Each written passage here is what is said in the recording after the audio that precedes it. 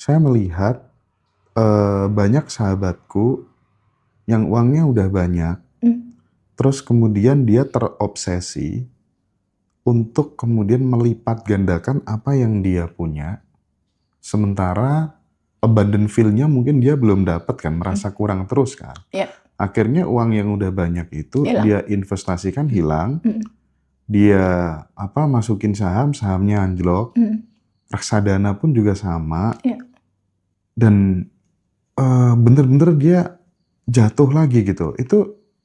Itu faktor yang menyebabkan itu. Apakah kemudian karena wadah energinya dia yang belum bisa menampung, atau sebenarnya faktor apa yang paling utama bikin itu kejadian? Ada latar belakang paling bawah, latar belakang yang melatar belakangi semua gerakannya dia. Mungkin ada lapisan endapan emosi ketakutan. Nah, takut gitu ya? Kecemasan, kekhawatiran. Ketemu sekarang. Semua latar belakang ini, itulah yang jadi realita.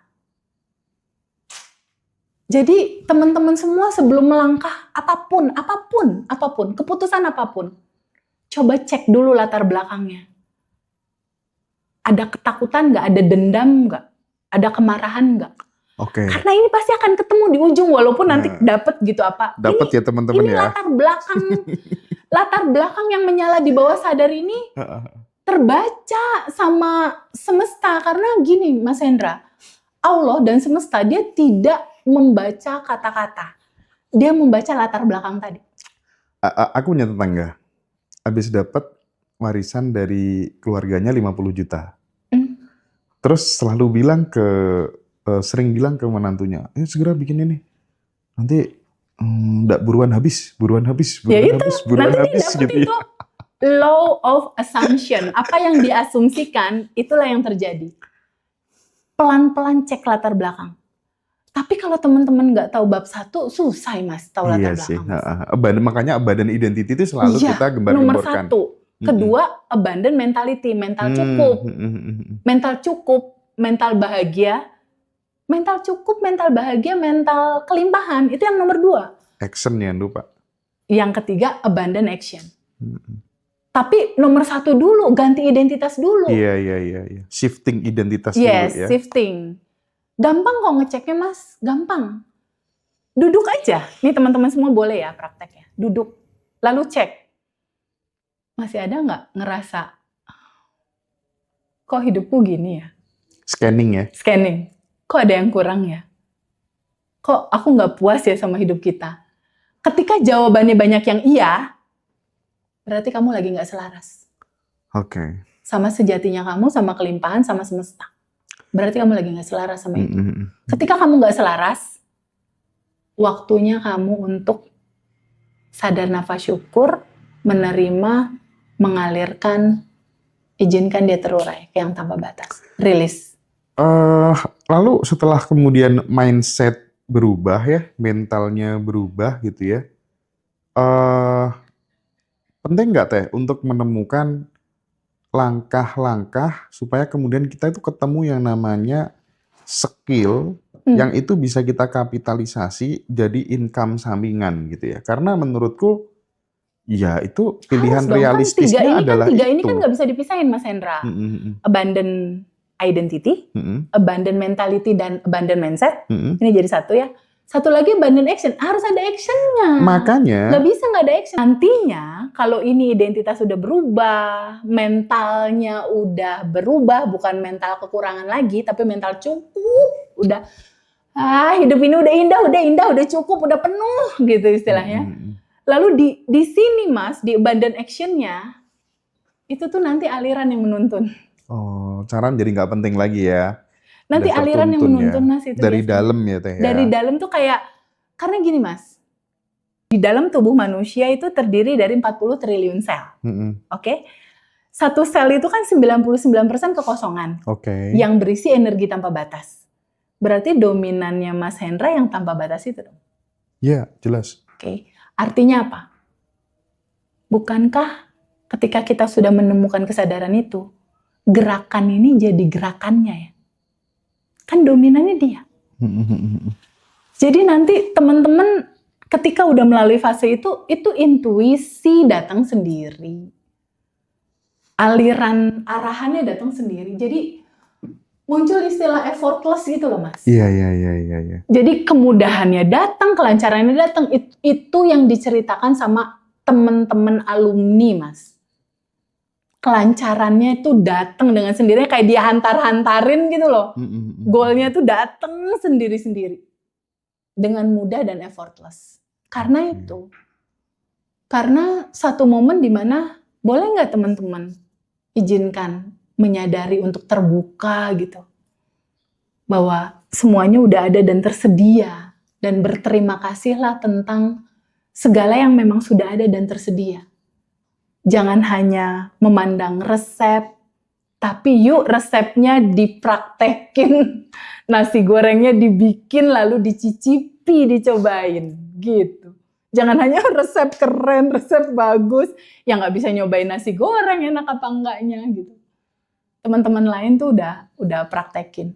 Dan intinya gini Mas Hendra, ujung-ujungnya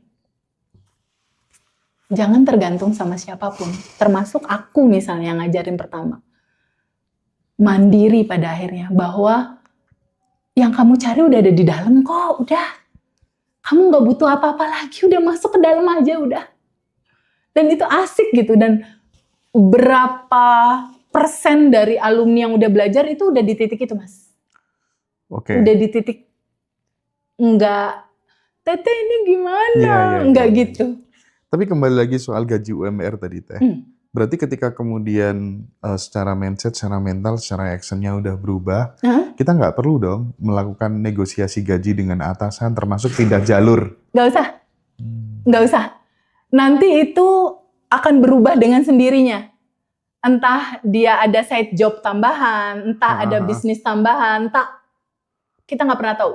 Surprise-nya semesta menghantarkan solusi. Beda-beda. Tapi kan makanya kalau kita ngajari cara melipat gandakan sumber penghasilan di kelas itu kan supaya atensinya teman-teman juga ke situ dulu. Yang butuhnya itu, gitu ya. Betul. Itu penting. Iya. Karena nggak ada yang nggak pakai duit kan. Nah, oke. Nggak bisa kalau sebelum identitasnya berubah, emang nggak bisa. Iya, Dan ini cerita disatukan dalam satu rangkaian kelas. Di mana kamu tahu siapa dirimu, kamu tahu cara kerja semestanya gimana, kamu praktekinnya gimana, tahu cara gimana mewujudkan goal-goal kamu. At least teman-teman sabar aja. Sebulan, 2 bulan, 3 bulan tuh udah berbuah kok. Sabar dalam saya proses. Juga sama. Berarti gini ya Teh ya, pesan spiritualnya itu berarti rezeki itu bergerak sesuai getaran syukur dan apa yang kita lakukan, gitu, kontribusi kita gitu ya. Rezeki bergerak sesuai dengan set-upan frekuensi di dalamnya kita. Ketika dia bergetar dalam terima kasih, syukur, bahagia, ini energi yang bakal jadi duit. Jadi energi bahagia, energi bersyukur, energi cinta, itulah bahan baku uang. Karena uang adalah energi yang memadat. Oke? Uang itu adalah material yang pembentukannya itu berasal dari energi yang memadat, jadilah uang. Jadilah material uang. Nah, energi apa? Pertanyaan kan gitu. Ya itu energi cinta, energi syukur, energi cukup, energi terima kasih. Kalau kamu sering-sering menggetarkan itu, atau kalau mau praktek deh, praktek simple aja deh, boleh nggak? Yuk teman-teman, cobain ya, sending love. Sehari 10 orang aja, kalau lebih oke. Ayo praktikan yuk. Praktek ya, nanti testimoni kasih ke Mas Hendra. Sending love, ketika teman-teman ada di rumah, sending love-in ring 1, ring 2, ring 3. Ibu, bapak, kakak, adik, suami, pasangan. Doain mereka. Lalu teman-teman keluar rumah, doain mereka. Teman-teman punya teman, doain. Itu selama, kalau mau keren testimoninya sih sebulan sih Mas. Lakukan sebulan ya teman-teman. Ya, lakukan sebulan. Tapi biasanya seminggu juga udah kelihatan. Tapi loh, apa yang disampaikan sama Teteh ini sudah dipraktikkan sama seorang yang bernama Ari Ginanjar yang sekarang sangat populer. Itu dia sending love-nya 2 tahun. Wow. Dan sekarang dia jadi top leader keren. Iya, pantesan. Sebetulnya apa yang terjadi sih Mas bisa sampai berubah? Mau tahu nggak? Apa? Semesta tuh nggak baca orang lain. Hmm. Dia nggak ngebaca orang lain. Ketika Iya, kamu ngedoain orang, semesta tuh nggak ngebaca kamu lagi ngedoain orang, enggak. iya. Jadi pada saat kamu melakukan apapun, sending love ke sini, sending love ke sini, sending love ke sini, sending love ke sini, hukum semestanya kamu tuh bikin data di diri sendiri. Data itu bagaikan laptop di dirimu, di sini ada layar, di sini ada infocus, di sini ada laptop. Ketika hari-harinya 10 orang didoain sehat, penuh kemudahan, penuh kelimpahan, Iya, rezeki lancar, penuh kebahagiaan, terus tiap hari jadi data.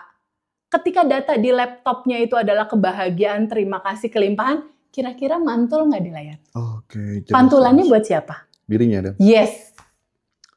Cara kerjanya begitu. Artinya mulai sekarang nih, kalau ada dulu kan ya, ketika ada tetangga bisa beli apa, bisa bahagia karena apa gitu, kadang kita nggak bisa ikut bahagia secara tulus tuh nggak bisa loh ya. Tapi setelah paham ini, jangankan itu gitu. Bahkan orang-orang yang dulu saya benar-benar sangat benci banget gitu, saya aku mencoba untuk memutuskan, oke lah mulai detik ini aku kembali untuk, kuputuskan untuk mencintai mereka gitu ya. Nah, berarti ketika ada tetangga merasakan bahagia, kita bisa ikut bahagia. Harus bahagia. Kenapa? Katalog lagi dianterin. Tapi kalau misalnya gini, tetangga diselingkuhi sama tetangga lain, dan ada suaminya, kan tetangganya juga bahagia tuh. Kita ikut bahagia nggak gitu? Pokoknya apapun yang terjadi sending love aja. Kan abaikan realita, yang penting respon. Ayo. Abaikan realita. Mau realitanya kiamat kek. Yang jadi realita kita tuh respon kita, Mas. Teman-teman pada ngakak semua.